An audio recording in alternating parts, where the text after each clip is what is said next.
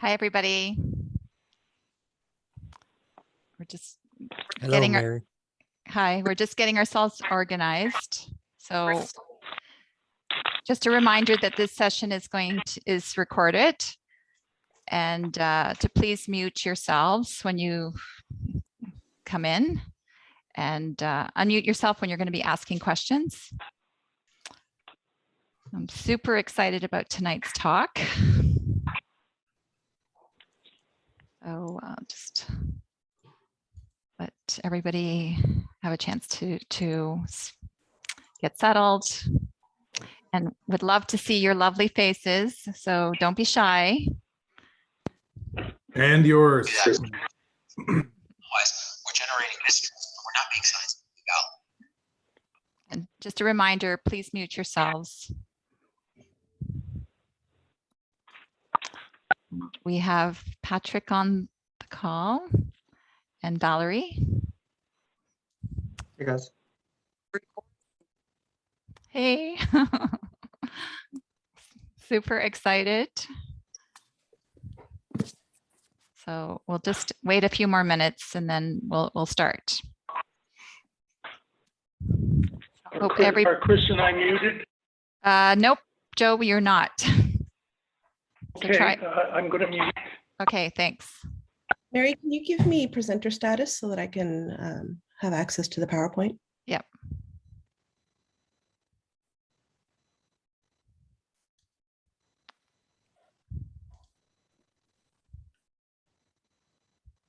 Do you have it, Valerie? Look, just a second.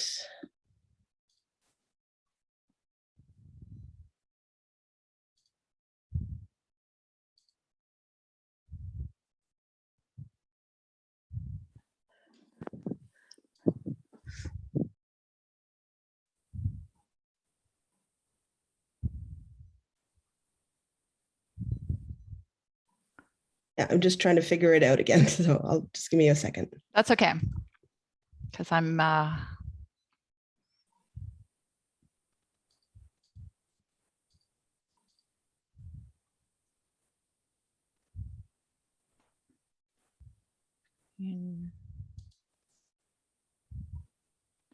Does Patrick need to share as well? Me, Valerie? no, I'm more so just like to fill in, if anything. Okay, He's my backup dancer. perfect. Love it. I don't think I have presenter status. I think you've just shared your screen. Okay.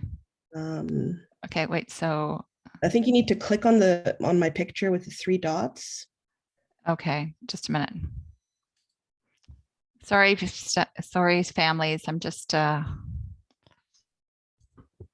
stop sharing. Okay, where are you? Oh, there. And 3 dots on your screen. It's sharing. Should be able to make me administrator or something along that lines.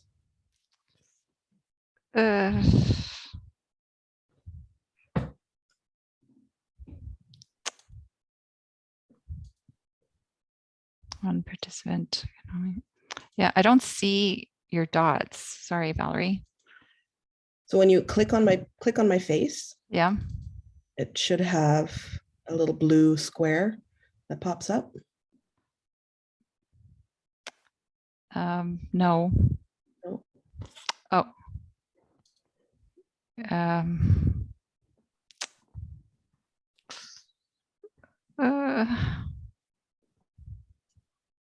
Participants. Sorry, everyone. I'm just trying to figure this out.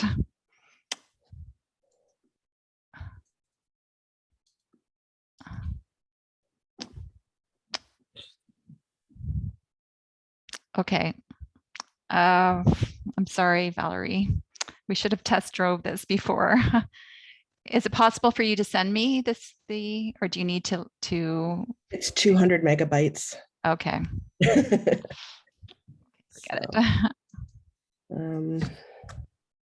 There might be like a security feature where you allow others to share screen. Therefore, Valerie could just share her own screen if that's easier for you to find. Okay, yeah. So it says participants to share screen. Yeah, so if you check that. I did, okay. Okay, so now Valerie might be able to share. Yeah, I can share my screen. So Valerie should be perfect. able Yeah, to so share I hers can- as well. yeah, that's perfect. That's all I needed. Okay, perfect. Okay, after that technical difficulties, let's kick off things. So, There we go. okay, perfect. So just a little brief intro. I am very, very honored and privileged to have both Valerie and Patrick join us. So just a short little, yay for them. So Valerie is a primary health care nurse practitioner, the executive director and co-founder of the Canadian Medical Assistance Team. Yay! And who are they? Valerie and her fabulous team go all around the world providing medical relief for when global disasters strike. And she recently did a stint in Haiti and back in August, helping the people of Haiti when they were devastated by the earthquakes. Oh, Haley just sent a text and she's, hold on, make sure I'm on mute.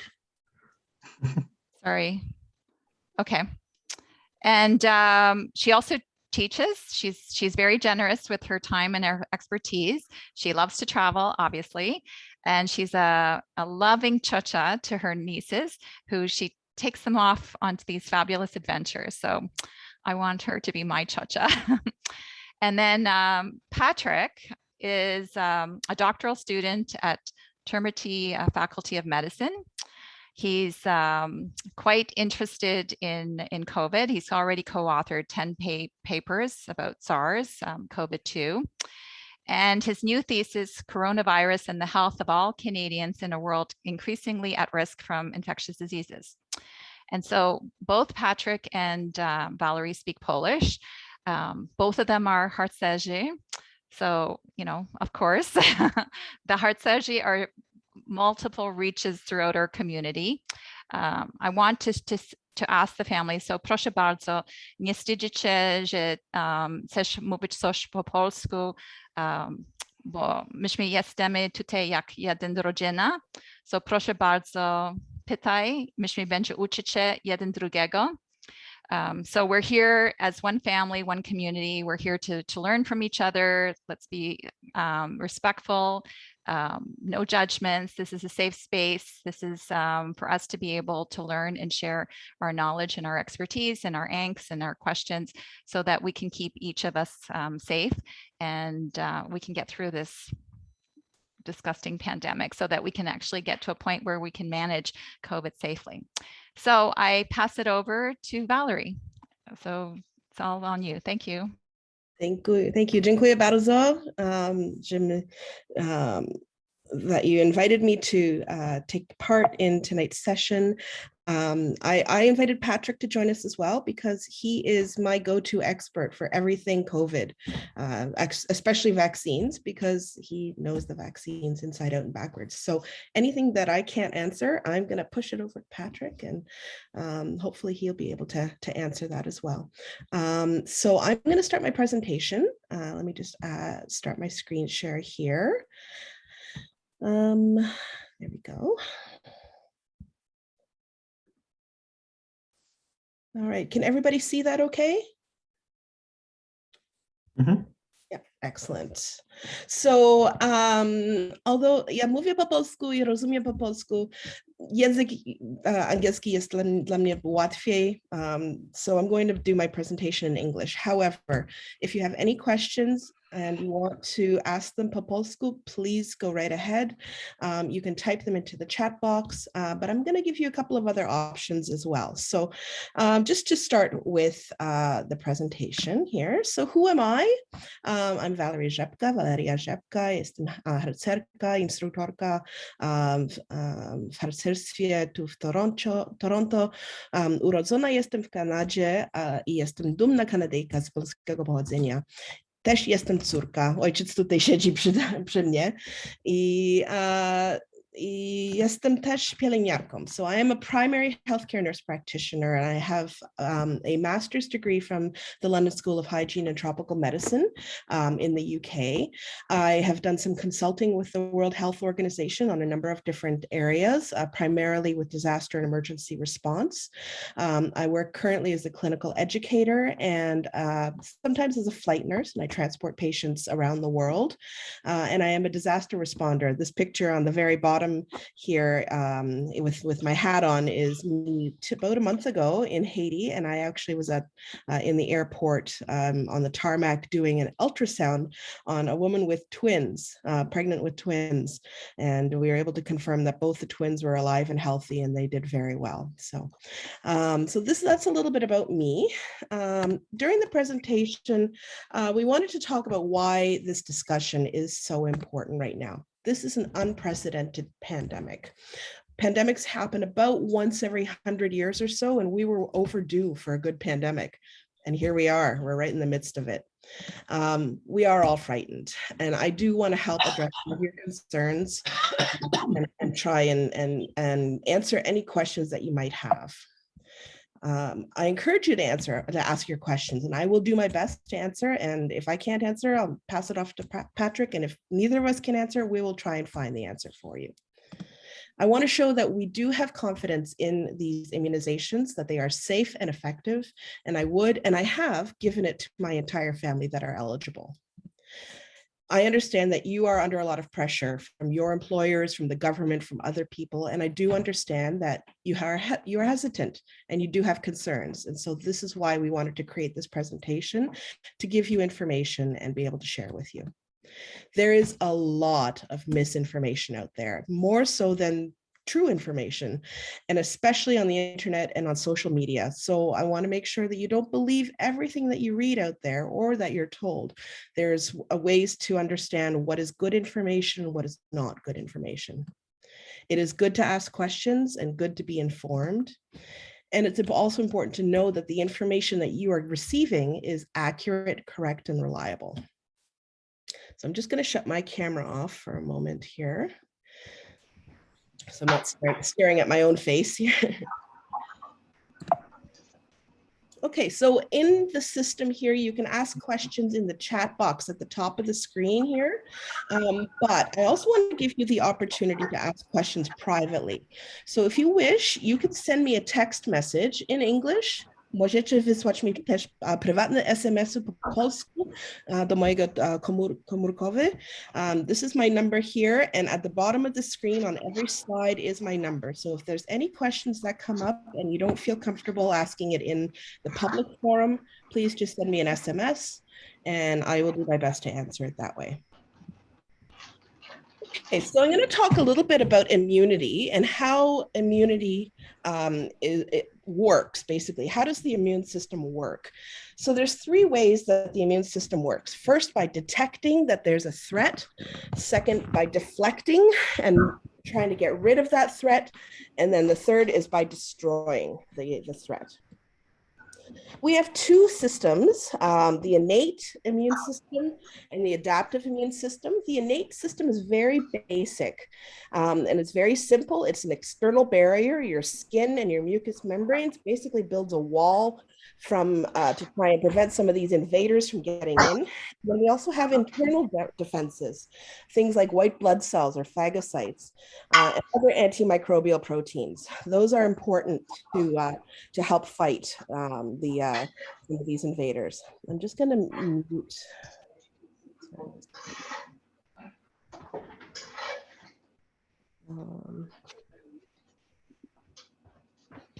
I'm not sure. Mary, can you mute the background noise there? Great, thanks. So the innate immune system, it protects your body from any invaders by doing surveillance and creating a barricade through the skin. It can also neutralize whenever there's an attack that happens, like if you cut yourself and there's an attack that happens there, the white blood cells will come and create pus, and that will protect that area from a worse infection. When you get an infection in your nose or in your mouth, you'll create phlegm, and that's how that protects from the infection there. It also sends extra chemical signals to the body, and it makes more soldiers to help protect if the attack is very strong. And these are the chemical signals create fever and inflammation. So the inflammatory response is actually like an internal fire alarm, but it uses chemical messengers to send the message out. And instead of smoke and fire, you've got things like redness, swelling, heat, pain, and these are all signs of healing. However, if the area becomes overwhelmed with invaders, then additional chemicals are released, things called pyrogens, and these send a signal to the body's thermostat, and it causes a fever to go up. And this also helps to promote cell healing. The adaptive immune system. So this is a special forces soldiers. These are the ones that are patrolling your body to make sure that there's no invaders there. We call those neutrophils and macrophages. And these are specially designed to go after specific targets. And it keeps files and it remembers who these bad guys are. And it knows how to handle them next time that they attack. And the way that they attack it is they engulf the invader, they eat it, and then they spits out parts of the invader and wears it on the outside of their outfits so that all the other cells can see it. So if there's a virus that comes in, these neutrophils and macrophages are circulating around your body doing surveillance, and they eat the virus, and then they spit it out, the parts, and they display the parts so that the other cells will recognize what's going on. The other part of the adaptive immune system is the natural killer cells. And these natural killer cells are pretty cool.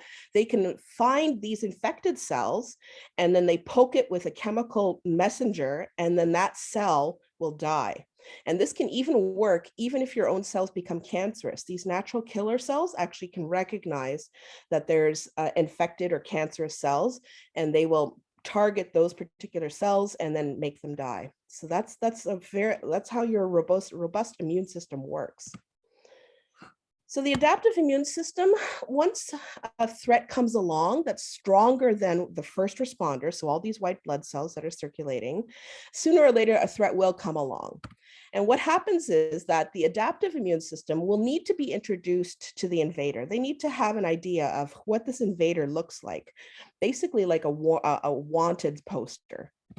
So these introductions can be done in two different ways. It can be organic, things like touching a doorknob or walking into somebody's sneeze cloud, or they can be prepared, like an immunization. And by giving a tiny bit of the invader's code by immunization, it actually teaches your immune system how to protect you and what to look for in case it gets attacked again, and also how to fight.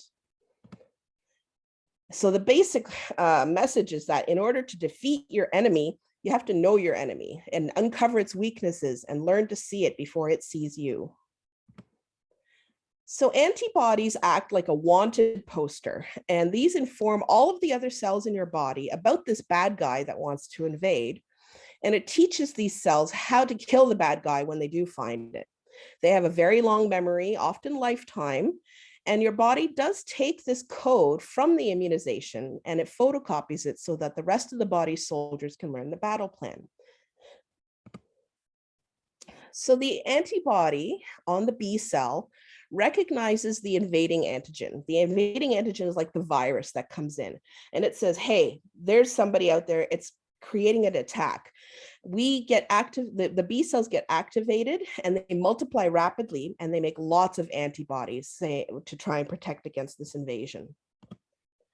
So when this invasion of the antigen comes, some of the B cells will become memory cells, writing down all the details of this virus and how to demobilize it. And some of the B cells will become fighters. The B cells will continue to produce billions of antibodies, and they will mark the invading antigen or the invading virus for death. So the active immunity can happen in two ways. One way is that you become infected with the infection, with polio or chickenpox or COVID.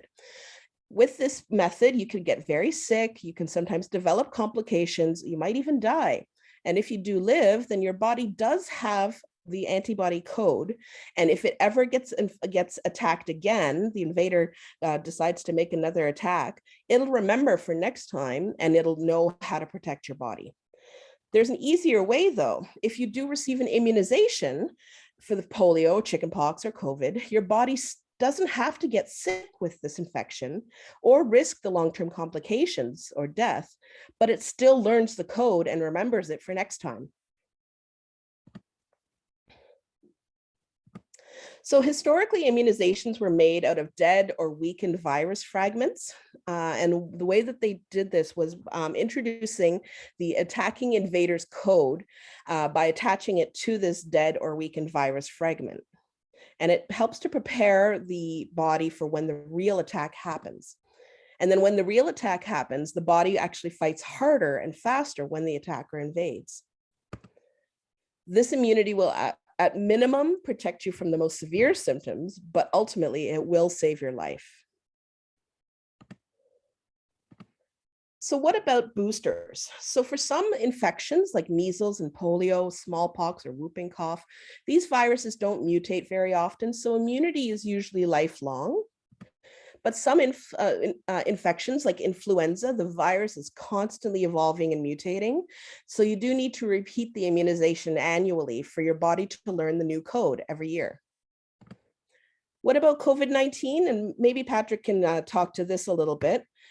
Right now, the elderly and the immune compromised should get a booster, and everyone else, we're not really sure yet. That's something that we're still studying, but the evidence is looking like we might need one additional booster. So I'll leave it to Patrick at this point. You want to talk about the booster? Yeah, so the data that I've personally gotten, because I actually interact with patients and I actually measure their immunity levels, I found that if for immunocompromised and elderly people, they don't generate enough memory B cells. So those cells that kind of notate and write down what's happening. So we need a booster to kind of increase the amount of those specific B cells. So therefore you can actually mount a proper response. As for everyone else, again, sometimes you have a good student, sometimes you have a bad student, and certain immune systems of other people aren't as good as others. So we do see some antibody waning over time. So a booster might be necessary for people that kind of have like a low level of protection. It seems that the protection lasts at least 7 months, and then it starts to plateau and kind of remain consistent. But after getting a booster, it goes up even higher and kind of persists for longer. So depending on how long this pandemic lasts, if it's going to be another year, or if we're going to have another wave, a booster might be helpful just to kind of maintain through that period of time. Great, thanks. So what about babies? Acquired immunity actually doesn't have to be active. Babies actually receive passive immunity or antibodies from their mother who's been immunized while they're in the womb, and they get this through the placenta.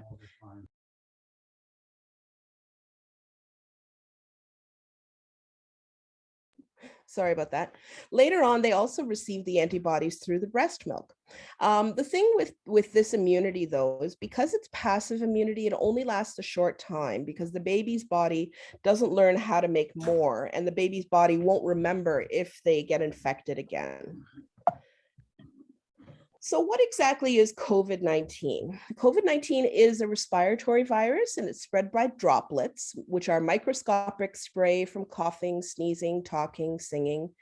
And the virus transmits when you're in close proximity to someone. The infected droplets get into your eyes, nose, or mouth.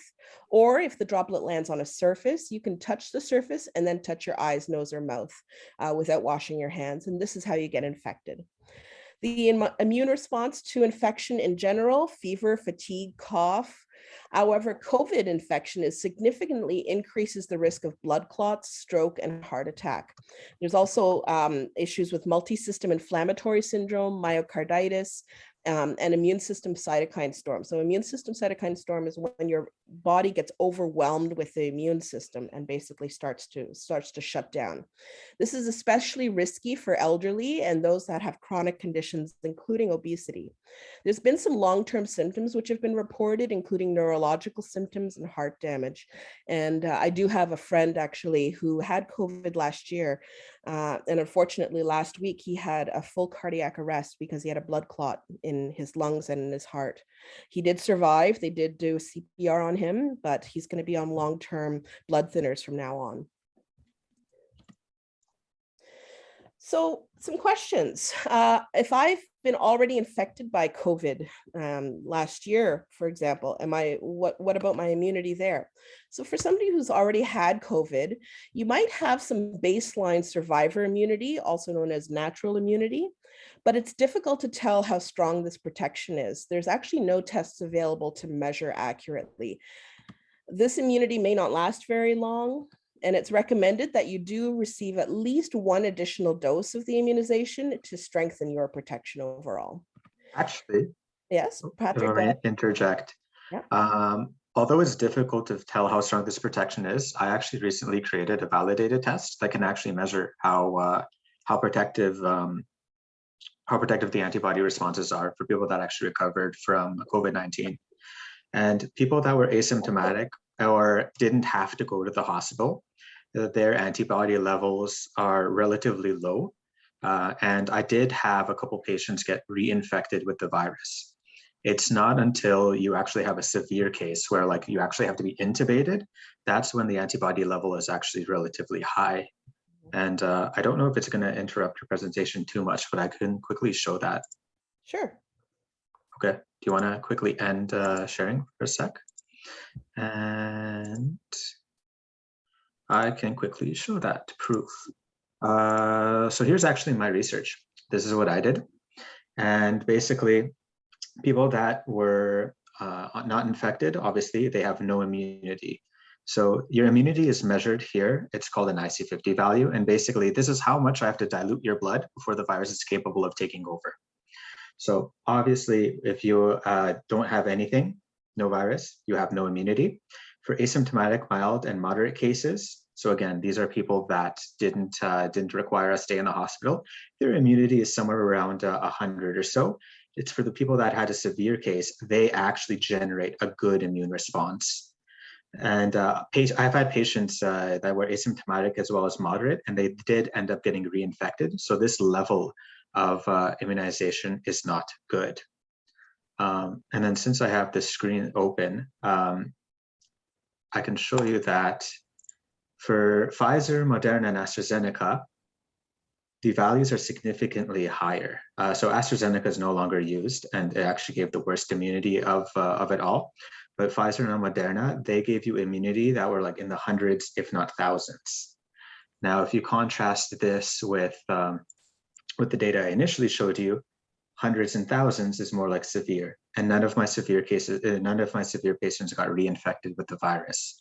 So the immunizations definitely push you into that protective range. As for people that just have this like natural immunity because they recovered from COVID, it's not necessarily good enough in most cases. So I'll pass it back to you. And these tests, they're not widely available. You have to be in a research facility to be able to run these tests, right? Yeah, so the level and the cost of these tests is too high to make available to the public as a whole. It's something like $10,000 for me to run one of these tests. So it's pretty strict. On top of that, I use live virus instead of having something convenient because that gives you the most accurate measure. So yeah, go ahead. Thanks.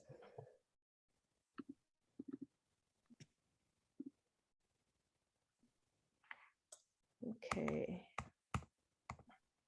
So what's the big deal about mRNA immunizations? So the mRNA immunizations use a lipid or a fat to deliver a tiny fragment of the code for the viral protein. It actually doesn't give any of the virus itself, it's just the code for the viral protein.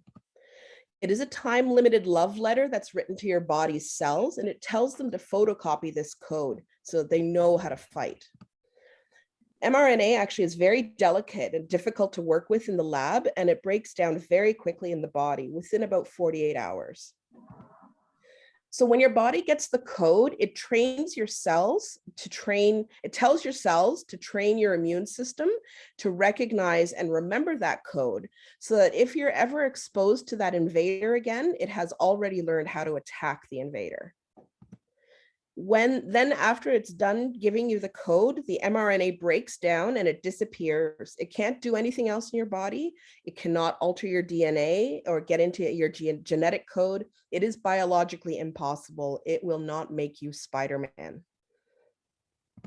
Once the message has been read, it is destroyed, kind of like Mission Impossible. You have 5 seconds until this message self-destructs. So what else is the big deal about mRNA? So it sounds like it's new technology, but it actually isn't. It's been around for over 20 years. And it's mostly been used in cancer treatments. We didn't have mRNA vaccines before COVID-19 because at this point, there weren't any major epidemics or infectious disease outbreaks with enough cases to test these vaccines fully. The COVID-19 genetic sequence was isolated and published in January of 2020. We are not actually starting from scratch. The mRNA immunization has been in development since SARS in 2003. And it's only that specific code for the COVID-19 that was added to the recipe recently. So what's the difference between Pfizer and Moderna? So it's like going to the grocery store and you're going to go buy ketchup. You can either buy Heinz or you can buy French's. Both are good. Both are pretty much the same, and they both cover your kielbasa pretty well. What about the difference with AstraZeneca and Johnson & Johnson? Well, it's like ketchup versus mustard. It's a little bit different, but it still covers your kielbasa pretty well. But all this development and science, it really seems too fast to be safe. Is it? Well, a worldwide pandemic made this science super urgent.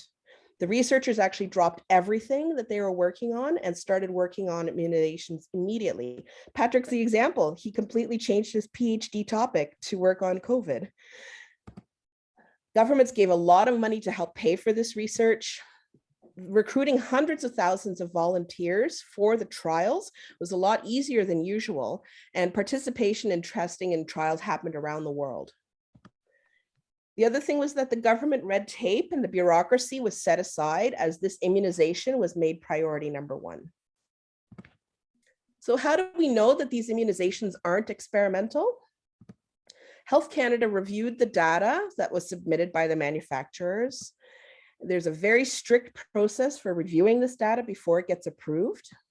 And in collaboration with the National Advisory Council on Immunizations, they did approve the following: the Pfizer and the Moderna mRNA immunizations, the AstraZeneca viral vector, and the Janssen or the Johnson & Johnson viral vector. This is the link to the Health Canada website with the information about these vaccines. So what about side effects and long-term effects? In the studies, there have been nearly 0 atypical side effects, which were found in studies and also in the real-world dose administration. And an example of the atypical side effect would be a true anaphylactic reaction or an allergic reaction. The typical and expected side effects, they usually last only a few days, and they're as a result of the usual inflammatory response as your body learns this code. So this can include things like fever, fatigue, redness at the injection site, sore arm, muscle aches. In the 100+ year history of immunization science, both conventional immunizations and mRNA immunizations, any reported side effects appeared within 2 months of the dose. Anything longer than that, there was no correlation. So why are immunized people still being infected? Well, breakthrough infections can still happen. The immunizations are anywhere between 80 and 95% effective, but it doesn't mean that 100% of people will be protected. As Patrick was saying, not everybody is an A+ student. Some people may be a C student, so their bodies may not make as many antibodies when they get the immunization. We do expect that there's going to be rare cases of disease among fully immunized people, but that doesn't mean that the immunizations aren't working. It means that not everyone who received the immunization will build 100% protection. It's important to get immunized because it does reduce the severity of the illness from severe illness where you're in the ICU on a ventilator, to mild illness, more like a common cold. The immunization also prevents death and the longer terms and any longer term side effects of the disease. Breakthrough infections are quite uncommon and they don't happen equally. So there is actually a greater risk in the elderly and those with immune compromise. So if you can still catch COVID and infect others, why should you get immunized? So most of the breakthrough cases are in part because people also stop doing other measures like wearing a mask or distancing or hand washing, and they have more exposure. The main function of the immunization is to protect you from getting the disease. And if you were to get COVID, then your illness would be less severe if you were immunized. It reduces the transmission of the virus from one person to the next by protecting you against infection. And if you are immunized and infected, you will ultimately shed less of the virus for a shorter period of time. And this reduces your overall transmission of the virus, and we can cut the transmission from person to person.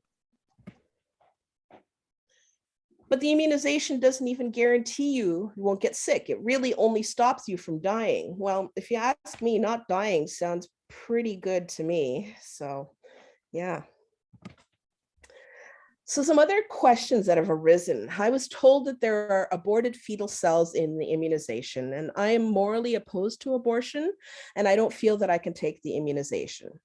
So there are some myths around this, but I'll tell you what the facts are. In the 1970s in the Netherlands, there was immortalized cell lines that were created from an elected aborted fetus.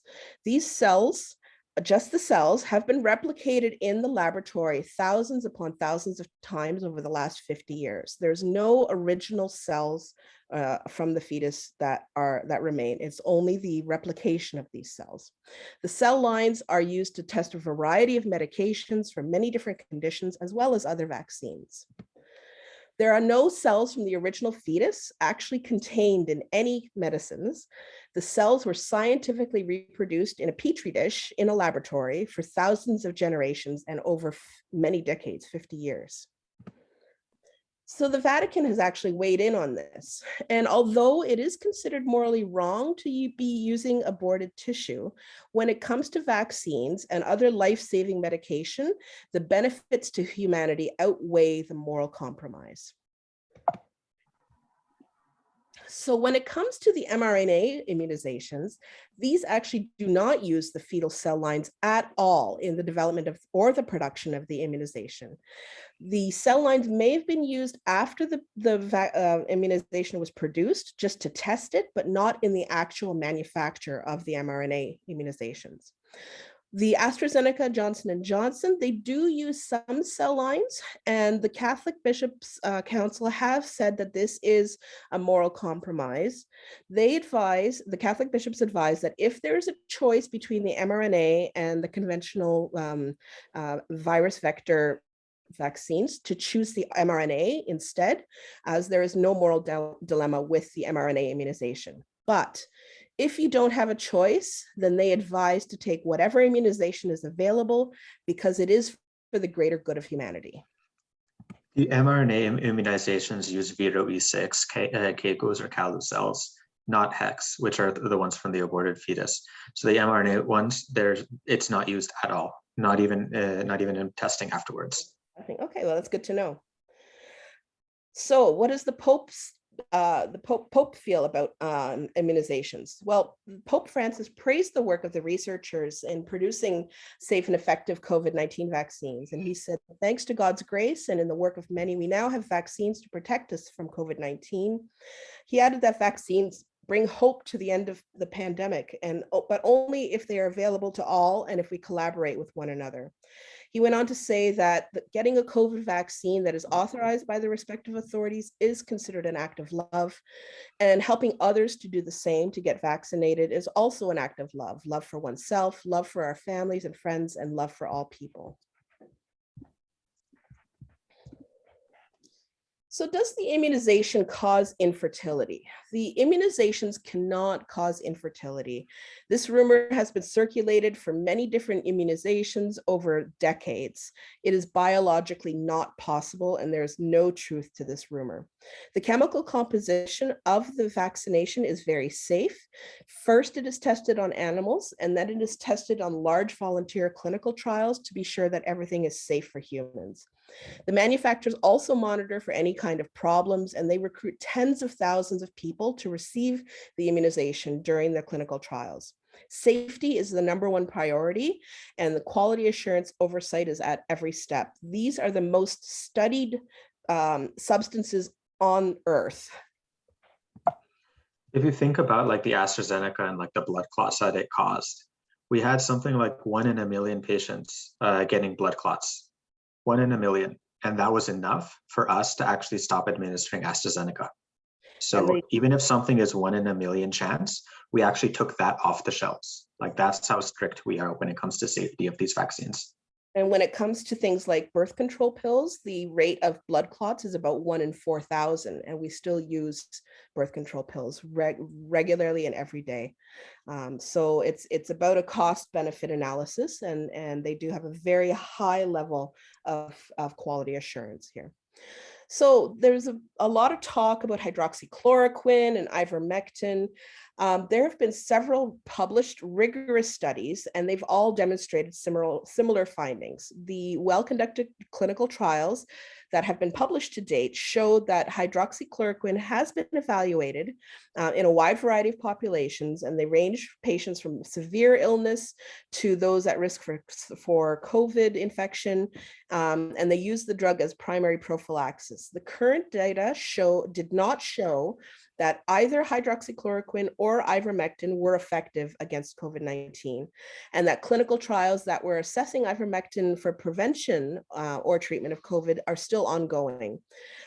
Taking large doses of ivermectin is dangerous. It can cause a lot of other problems, and these studies fail to show any beneficial effect of either of those drugs. Now, these drugs are used for other illnesses, but for COVID-19 in particular, they are not useful at all.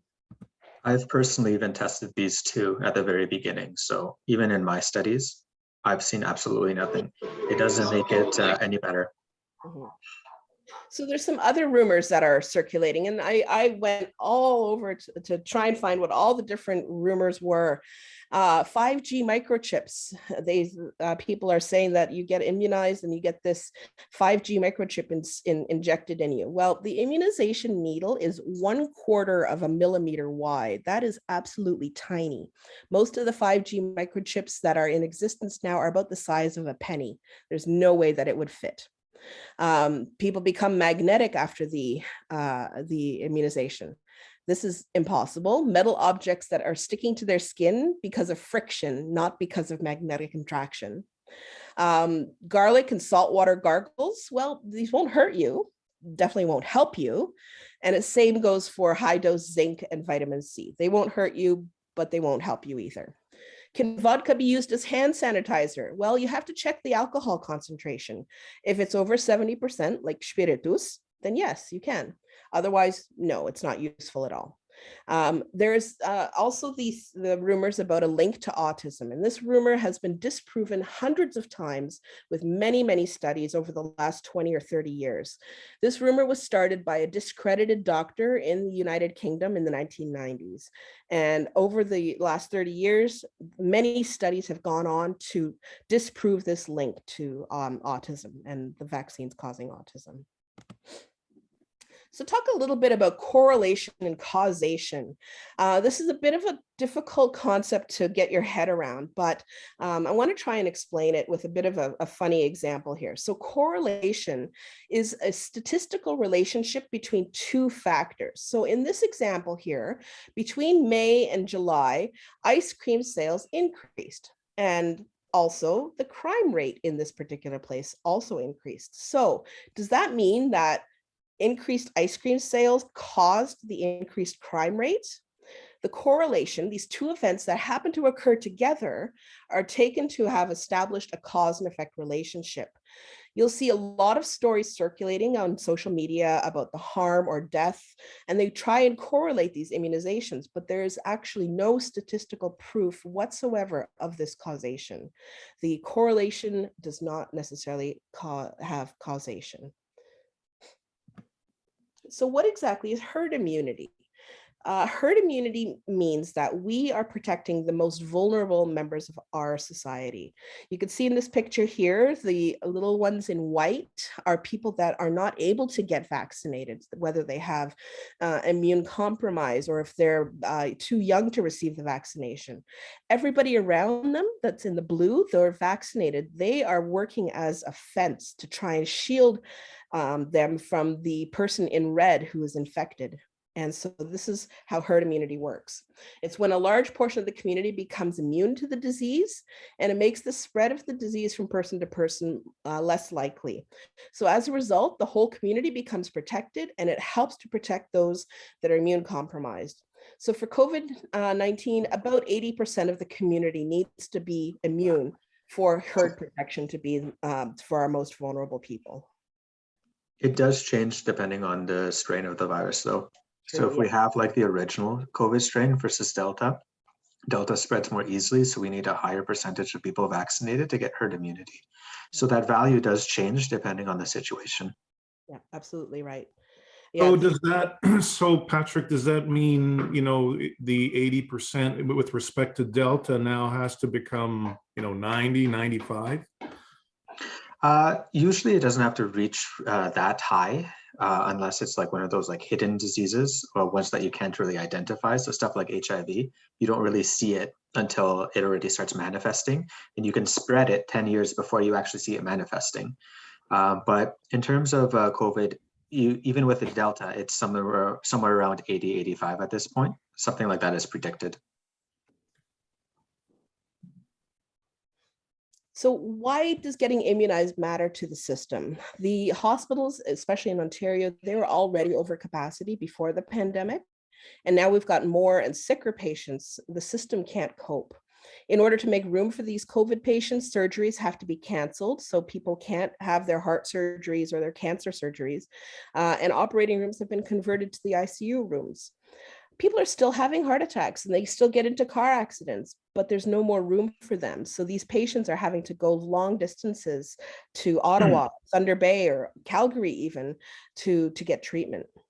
This is not necessarily a question or for you, Patrick or Valerie, but it's just a comment, and it's, you know, I find it interesting, you know, and I don't understand why we, and maybe it's the government, didn't create dedicated field hospitals to support, you know, COVID related stuff while, you know, keeping our normal hospitals open for people to still get treatments for, you know, the day-to-day stuff and cancer surgeries and all the rest of it. So it's you know, for myself, when I look at it all, that, you know, that, wow, you know, we're using our hospitals, ICUs, and you know, I find that a little disappointing that people can't get Please leave your message for the day-to-day stuff that they need in terms of healthcare. No, I agree. And they actually did have some field hospitals implemented. There was one at Sunnybrook. There was one also at Joseph Brant in Burlington. And I think they had one in London, one in Thunder Bay. And they were used. But the surge was so overwhelming, it couldn't keep up. Even with these field hospitals, they still couldn't keep up. And the thing is that physically, when you put a field hospital down, that's great. You've got beds, you've got machines. Who's going to look after them? I know. Who's going to look after these people? It's the human resources that are the issue. And as I said here, healthcare providers are exhausted. Myself, I haven't worked in a hospital in over 15 years, and I got called in to work in the ICU this summer. I haven't used ICU skills in 15 years. Mind you, it was like riding a bike, but I was scared. I hadn't, you know, worked a ventilator or some of these pumps for decades. Yeah. And they called me back basically. So And now, you know, these nurses and physicians and everybody, they're getting burnt out and they're leaving, they're quitting, they're changing jobs, they're changing career paths. So that Yeah. that the same amount of work is being done by less people. And so those people are going to burn out. And the workload increases and increases for those that Yeah. are left. Okay. Thanks. So why does getting immunized matter to you? It reduces your chance of getting severe illness, a hospitalization, and death. It can also reduce the amount of time that you might need to take off work if you do become mildly ill. It reduces the chance that you can spread the virus to somebody else, especially if they can't be immunized, like children under 12, or those with immune compromise, elderly, cancer patients, or those with chronic illness. And in order to protect the life, it's very important to prevent disease, and immunization helps prevent the disease. So I got my immunization to protect my dad. There's my tatush. Who do you need to protect?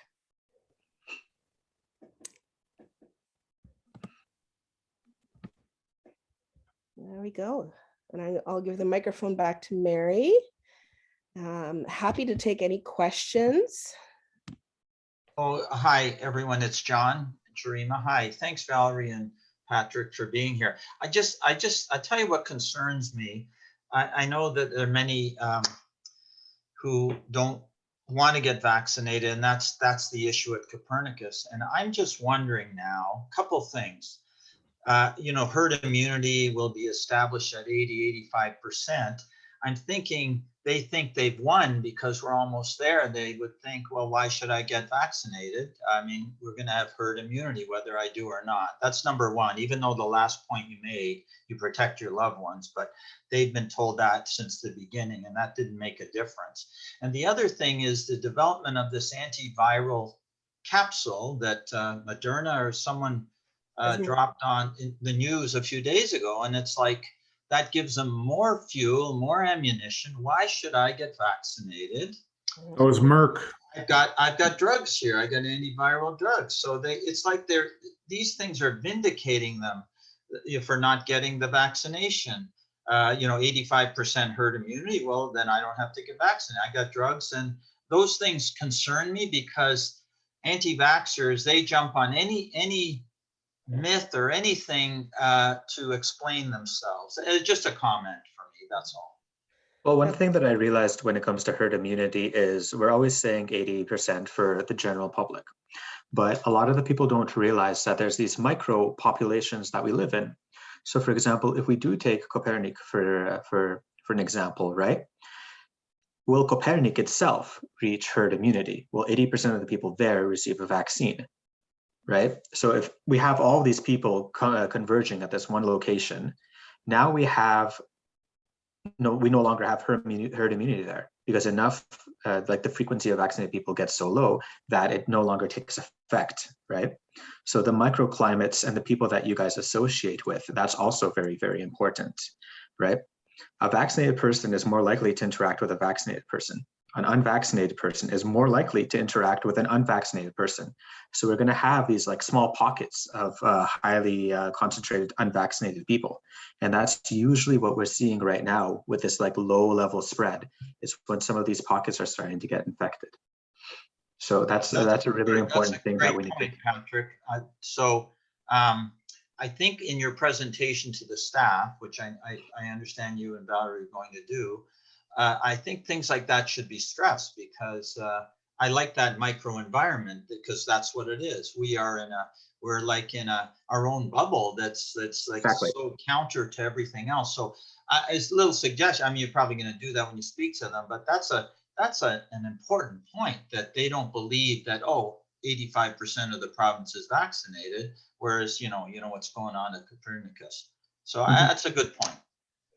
And the other piece is that with the population at Copernicus Lodge is elderly, and so their response to the immunization is not as robust as somebody, say, my age or Patrick's age. We would develop much more of a robust immune response, and so they're still at higher risk for having these breakthrough infections. No, but the staff has known that. We've known that forever. It doesn't seem to make a difference, you see. It's like talking to a wall. So those things have to be stressed, and otherwise you're going to do your presentation and see you later. Well, if that was good, and no one's going to do anything. I think that those things have to be stressed, that we're in this microcosm of our own and of our own doing.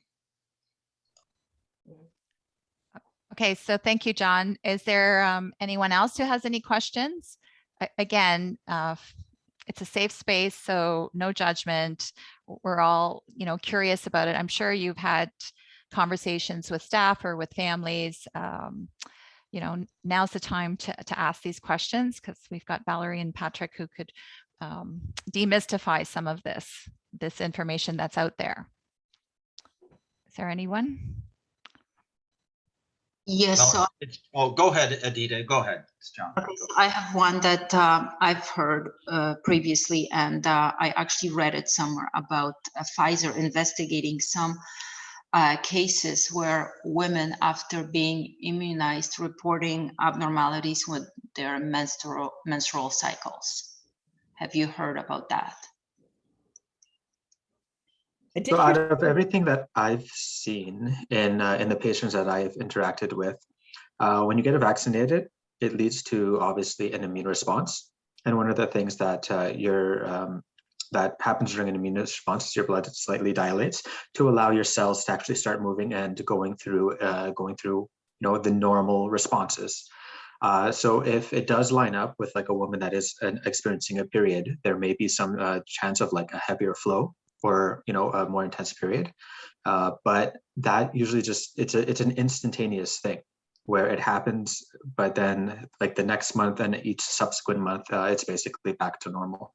So that is something that you might expect because it's just a regular physiological response, but it's not a long-term thing. It's just a momentary thing. Is this something that Pfizer is currently investigating though? Because that's what I've been hearing from some people. So Pfizer is not investigating it to my knowledge. I haven't looked into it in that much detail, that specific claim, but nothing has popped up in my newsfeed as well as my my medical updates. And the frequency of that happening is basically the same as chance. So there was people that got an injection of like saline, which is a salt water, and even those females have reported that they had a heavier period at that time. So the rate of them complaining about that with a placebo versus an actual injection is relatively the same. There's really no difference there. So it doesn't seem to have any truth to it. Okay, thank you. Okay, any other questions? Well, If not, it's John again. It's just another comment, because I think many of us have spoken to staff informally, and we try not to get in arguments with them. At least I don't. But I think there's a lot of myths out there that they believe, and you've dispelled a lot of them. And I think that's wonderful. I think your presentation will go very far in dispelling the myths, just like Adita was talking about the menstruation. But I don't know. I know some are paranoid. It's almost like you can explain that, but it's like they believe, conspiracy reports, and that's fine. That's everyone's prerogative. But even yesterday, I spoke to a staff member on my mom's floor, just nicely, and I just because I'm interested in what's going to happen today and tomorrow because of Tracy Como's edict that after tomorrow or today you're not vaccinated, you're going to be put on suspension. And several people I've talked to, they yesterday in particular, it wasn't that animated discussion because I said I didn't want to argue with anybody, but the discussion is my body, our freedoms, where are our freedoms? This is not right. And of course, my response was, where's my mother's freedom? She's supposed to live in a very safe environment. And I believe she's free to be treated by non-vaccinated staff. So whose freedoms are we stepping on? Plus this really threw me. I said, well, what about the 2 units that are shut down because unvaccinated staff brought it in? I know no one's really terribly sick. And she said, yeah, no, they're not that sick. I said, no, you don't understand. They're shut down in their rooms for 2 more weeks. They've been like this for a year. You don't understand. So when you say, oh, that nothing happened, that things do happen. People deteriorate. So it's like, I don't know.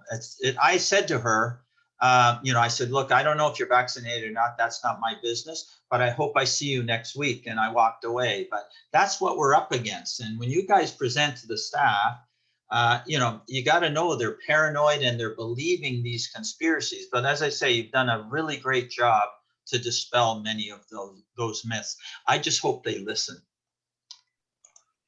Well, when it comes to the anti-vax sentiment and conspiracy theories, it is a bit of a continuum. You've got people that are just hesitant, that they're concerned and they're worried. And then you've got ones that have absolutely fallen down that rabbit hole. And it's those ones that you're not going to be able to convince. It's the ones that are hesitant, questioning, that I'm hoping that we can convince. And anybody that I've spoken with, I'm actually, I help moderate a forum for physicians and nurse practitioners across Canada. We've got about 22,000 members on this forum. And a couple of them have given talks similar to this, and they said that at the time they had about a 30% vaccination rate, and then after they did their talk, it went up to about 70%. So I'm hoping that at least I can change a few minds. That's my goal, and at least alleviate some of the concerns or the questions that they might have. Because if you type in, it's interesting. I actually had a very interesting search last night. So when you type in Google vaccine, the top 10 sites that come up are all conspiracy, anti-vaccine movements kind of websites. If you type in the word immunization, you get legit more, the top 10 are a little bit more sound resources. There's still a few that are not as sound, but just changing the words that you're using. And that's why I purposely made this presentation to use the word immunization more so than vaccine. They can be used interchangeably, but immunization is more so the act of your body creating a level of protection rather than the vaccine, which is the active part of being injected with this antigen. So it's about semantics, and depending on what you're looking for, that's what Google will come up with. And I always say, Dr. Google is not your friend. So. Christine, go ahead, ask your question. Hi, so when are you presenting to the staff? I was scheduled to do it today, but the overall mood was not very receptive, so they've been rescheduled for next week. So, but by next week, the 36% or 37% of staff won't be there. I think they have, I'm not, you'll have to ask Tracy, but I think they have agency staff coming in. Yeah, they said that they already looked into having people come and take over. So whoever ends up leaving, you guys will have people to kind of take over and replenish, right? No, I do understand that they have secured agency staff, but I guess what I'm trying to say is we're trying to target the staff that are not vaccinated. And by next week, the staff that aren't vaccinated won't be at work. Like, how will you reach out to them? But they still have to participate in workplace, education sessions. That is still part of their mandate. Okay, so this is like a part 2 of their education session? Yes, it is. Yeah. Okay, thank you. So I just, I have a comment or a question, because I've spoken to a lot of families, some families, some staff, and you've touched upon some of this, but I think, even for myself, like, I think initially we sort of have very high confidence in our capabilities in terms of, I know my body, I know what I need to do, I know how I react to things. I do a good job to take care of myself and try to stay healthy. I take the precautions. So in my view, I'm just paraphrasing some of the conversations I've had with staff and families.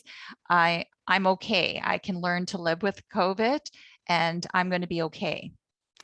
So, what I in turn is I encourage them strongly to talk to their doctors, but I don't know what to say with that, because I think there is somewhat of a hesitancy or a fear that, I'd rather deal with the known than the unknown.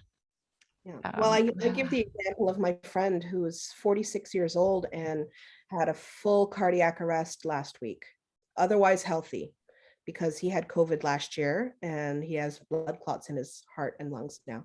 He felt fine up until he collapsed. He had no symptoms at all, and then he collapsed.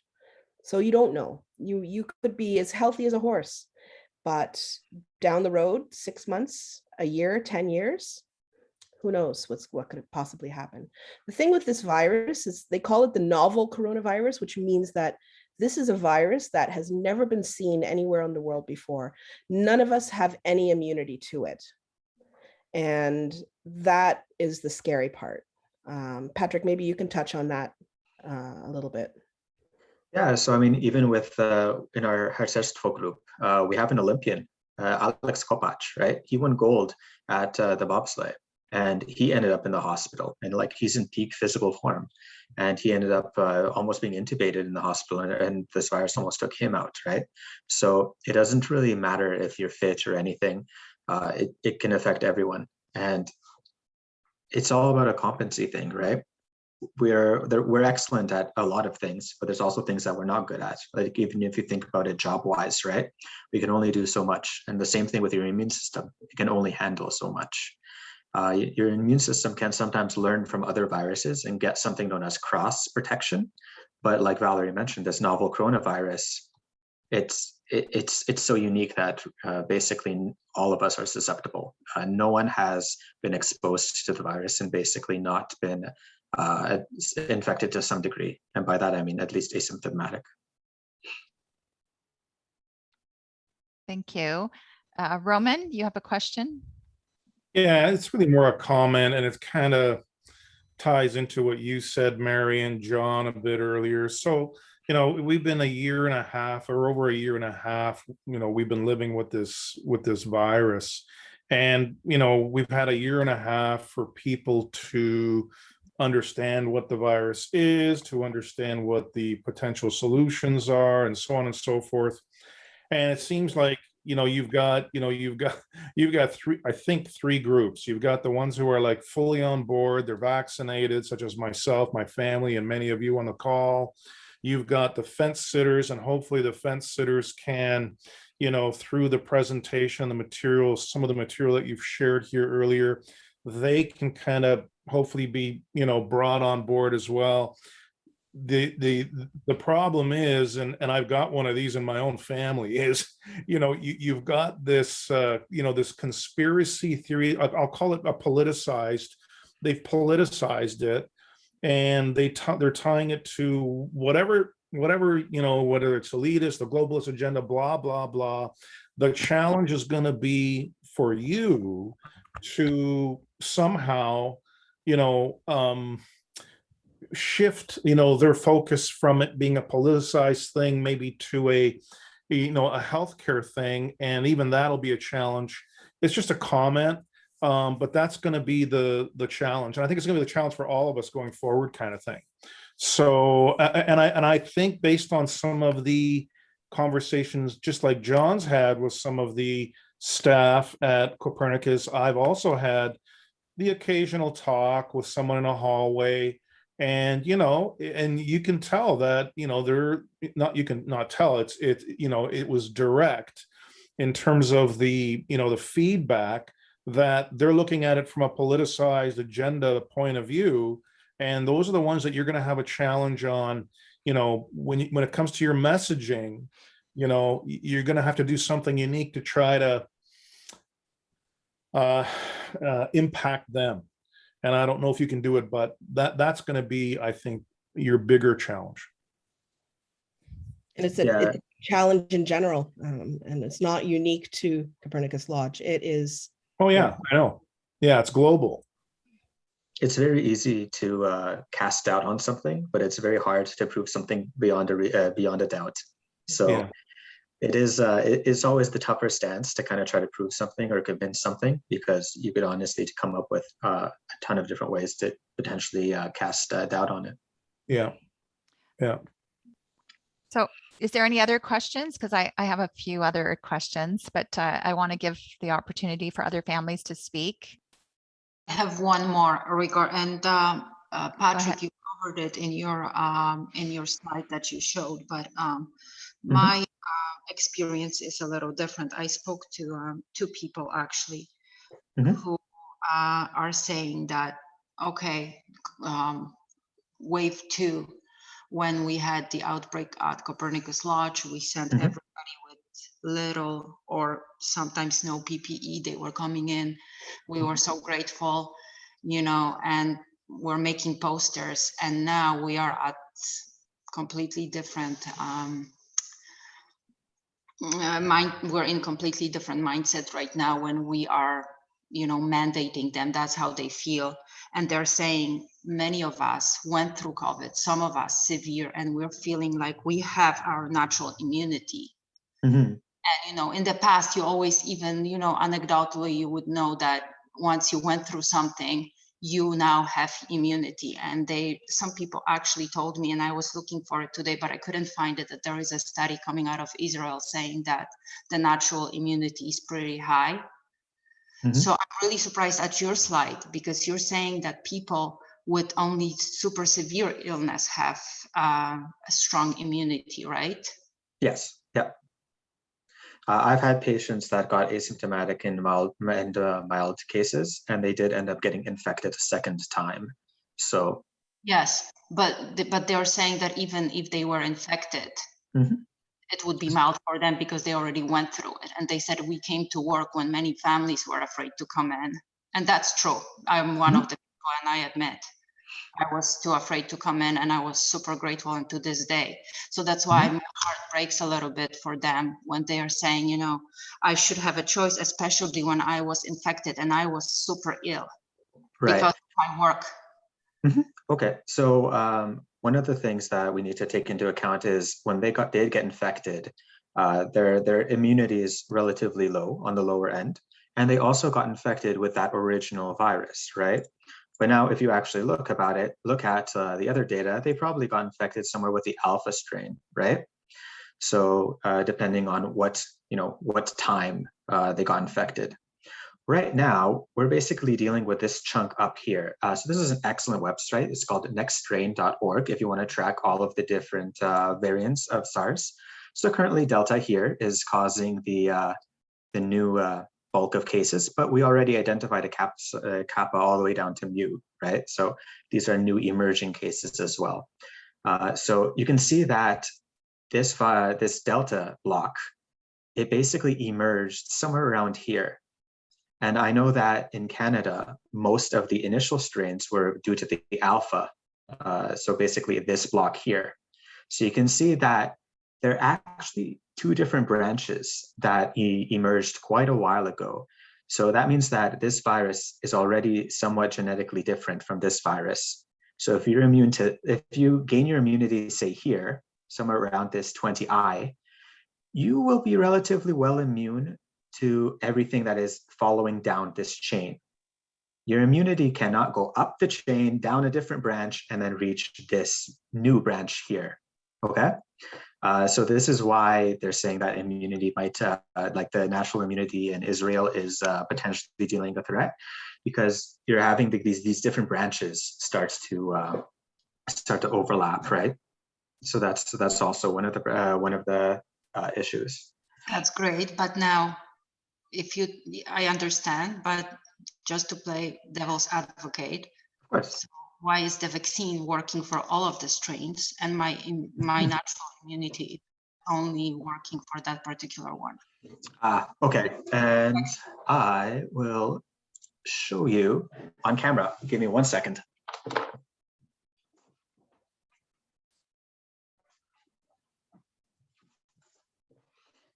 Okay, it's always helpful with visuals, right? All right, so in my hand, I have SARS-CoV-2. Right. Now, your immune system will basically create antibodies that physically bind it. Okay. What your body does is it basically completely covers this virus to the point where it can no longer infect. Now, what you can do is you can create a virus against this guy's eye, right? And now his eye is no longer going to be functional. When it comes to natural immunity, you're creating antibodies against this entire surface. Okay, so you could target the eye or target whatever. When it comes to vaccines, we're highly specific. So what the vaccines do is we basically take these spikes, and this is what we target. The way a virus enters into a cell is basically by using its spike to poke a hole into the membrane. So if your body eliminates the virus by taking out its eyes, it doesn't really solve the issue of it getting into a cell. So the mRNA vaccines, as well as most vaccines in general, they're highly specific. They specifically target the part of the virus that is used to pierce into the cell. Like a lock and key. Yeah, like a lock and key. So that's why it's actually very, very effective to use the vaccinations, because we can actually specifically say, hey, don't target the eye. The eye doesn't rip into the cell and doesn't cause disease. It's this key that actually unlocks the door into the cell. So that's why the immunizations are better at even countering Delta, as well as Kappa, Epsilon, all these other strains of viruses, as opposed to natural immunity. It is a more specific response because we can tailor it. Okay, all right, thank you. Okay, I have a question. What about, because we're talking about vaccines now for kids, and is it going to, I guess it's the same vaccine, correct? Yeah, there is really no difference. Okay, okay, Yeah. so The dosing is different. Like it's half instead of a full, like instead of 1 milliliter, it's half a milliliter, whatever the dosing is for the kids. and would it be that the children would need to have the same as what we got, like the first dose and then the second dose after 4 weeks or whatever the time? And that's generally how vaccines work. I mean, if you think back to when your kids were getting, say, their tetanus, diphtheria, polio, they would get a shot at 2 months, 4 months, 6 months. And all of this, basically, it's building blocks. So they start with the basic immunity at 2 months, and then they build on top of that, and then they build on top of that. And so basically, you're just reintroducing, it's like studying for an exam, right? You're reintroducing this information so that the body learns the code so that they can fight it even better. And so that's where the booster comes in. It's just like cramming before the exam. So would children need to have a booster as well? It really depends on how robust the immune response is in the kids. And I think that's something that's still being studied right now. Patrick? Yeah, so younger kids, they tend to gain immunity faster. So for example, like if you had chickenpox as a kid, you're relatively good. But if you didn't have chickenpox as a kid, now you start running into like those shingles and like those other more dangerous types of diseases, right? And it's no longer like as long of an immunity. Getting these boosters as a kid, getting the regular immunization as a kid, they probably won't need the booster because their immune system is just a lot better at kind of generating that memory. Right, because the booster is when your memory is not on par. You can't generate the appropriate antibody level. And is there any ramifications, I guess, as part of the study for kids in terms of their development by taking this immunization? Because I think that's came up in some of the discussions as well, that again, because the people feel that it's a new immunization, and have we really studied the longer term impact of taking this? Right. So we'll start with the ingredients of for example, the mRNA is a little piece of protein, a little piece of fat to attach the protein to, and some salt water or sugar water. That's it. That's basically what it is. And so once that's injected, it lives there for about 48 hours. The photocopying happens, and then it basically gets destroyed. There's no part of the actual vaccine that's going to be living in the body for any more than about 48 hours. And so any effects after that is all from the immune response that your body is mounting. So with the kids, I mean, the example, I got my tetanus shot last week because I was 10 years overdue. You're supposed to get your tetanus every 10 years because your body kind of forgets. And then 10 years, you get your booster, and if you're good, and then they kind of forget again. So every 10 years, you got to get it. And that's normal. That's the way vaccines work. So. Okay. What about another question, and then I'll throw it back to the families. So as a fully immunized person, and now I want to travel because like you, Valerie, I love traveling. And I'm now going to go to places where the immunization hasn't been as robust as here because of a shortage of vaccines. Is there, because and Patrick talked about these bubbles and pockets. So now I'm going to be going into a place like, say I go to Poland and I want to visit my family and they're not immunized. So is there a risk that I will now get sick? There is a risk, but then you also have to think about the other things like wearing a mask, things like washing your hands and keeping your distance. So the virus itself is, you catch the virus by the particles that somebody speaks or sneezes or coughs going into your nose or into your mouth or into your eye. And by putting a barrier with a mask or with glasses, that cuts the transmission by a certain percentage.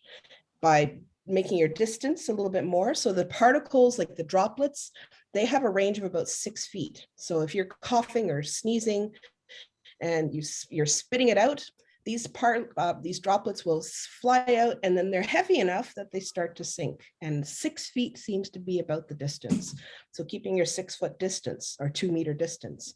So all of these, and then washing your hands. So if you touch a doorknob and it's got COVID on it, and then you go and you touch your face, that could be a risk. So I always keep hand sanitizer in my purse and a little bit of hand sanitizer. Whenever you go into a door or out of a door, whenever I go into the car, I always sanitize my hands when I go into the car. And that can, it's easy as that. Like the virus does not survive 70% alcohol. It'll kill it right away. So yeah, it's as easy as that. So the immunizations are an important part, but so are the other public health measures. So what you're saying is if I want to travel and I'm in a country where the immunization hasn't been high, I have to wear mask shields and take my hand sanitizers and pack them. So I was in Haiti in August, and it was about 46 degrees on average there. And I was wearing a full face shield and everything. And it was hard. It was really hot, very stuffy, but I came back and I didn't have COVID. I'm also immunized, but I think out of the hundreds of millions of people that they have living there, only about 10,000 doses have made their way to Haiti right now. And mostly it's for the diplomats that have made it. So not a lot have gone to the third world, unfortunately. Okay, sir, thanks, Valerie. Is there any other questions? Because we have to be respectful of Valerie and Patrick's time. I have one last more question about the spacing out the doses. Now, I read a piece yesterday in Washington Post saying that, we probably gotten it wrong, that we probably should have waited between the doses. So the 3 months minimum between 1 and 2, and even longer if possible. Have you heard about that? So I actually had a bunch of patients come in and I was measuring their antibody and their level of neutralization. And it does seem that historically when we use like the old-fashioned vaccines, basically what you want to see is, and I'm going to share my screen again because I have all this data. So why not? So ideally, this is what you want to see. You want to see some kind of increase in protection, and then it's going to stay stable. Okay, and once it starts, once it is stable, that's ideally when you want to administer the second dose, so it boosts it up even higher. Okay, what we kind of want to avoid is something like this, where you see that after the first dose, an immune response is generated, and then we didn't get that plateau. The second dose got administered, and and it kind of started increasing further. So this is the type of thing that we want to avoid. So in some of the patients that, or in some of the volunteers that got immunized, it was a 50-50 split amongst these two different curves. So some of them did have the plateau, some of them went up. The 3 to 4 weeks that basically was done earlier, unfortunately, a decent amount of them didn't reach that peak. So their level of immunization is not as high as it could have been. That being said, this person is still immunized and it's above 300. So this person is fine, but some of them might have a lower titer. Most of the population actually did wait a little longer, so this should actually be a little better. But yeah, you're right. After getting more data, it seems waiting between the doses is better. And as for this patient, this one's actually really special to me because they donate. No, it's unethical to do stuff on your own blood. So unfortunately not. Although my friend did a test on me and I'm like above 3,000, so yes, definitely safe. This patient actually got infected naturally at first. So their natural immunity only gave them a very, very low level of protection. And then at this point in time, the person had like a heart attack and then and he survived, but obviously he got really terrified of seeing COVID again. And then he got immunized. So this red dot is his his level of protection after immunization. So you can compare natural immunity versus vaccine immunity here. So it's a really, really awesome patient. And I'm so lucky that he kept coming back to me and allowing me to constantly draw blood on him. Really appreciate it. But yeah, here's a very clear natural versus immunization. The level of immunity that is generated, it's quite significant. So basically right now, what's the recommendation now between the doses? Like, what would you say would be I don't want to say optimal, but what would you recommend? Best to your Ultimately, it is patient specific, and I know that Health Canada is currently looking at the data, and they're going to update it. I only have 20 patients or so that I know of, and I don't have enough numbers to actually give you a good answer on that. Health Canada has like over 1 million or so patients that have been vaccinated by now, so they might have that. They'll have those statistics a lot better than I have. But waiting longer appears to be a little better. Yeah, they are looking right now because it was initially it was 21 days, and then with the Moderna it was 28 days. Yep. I think they're looking at 3 months now. But yep.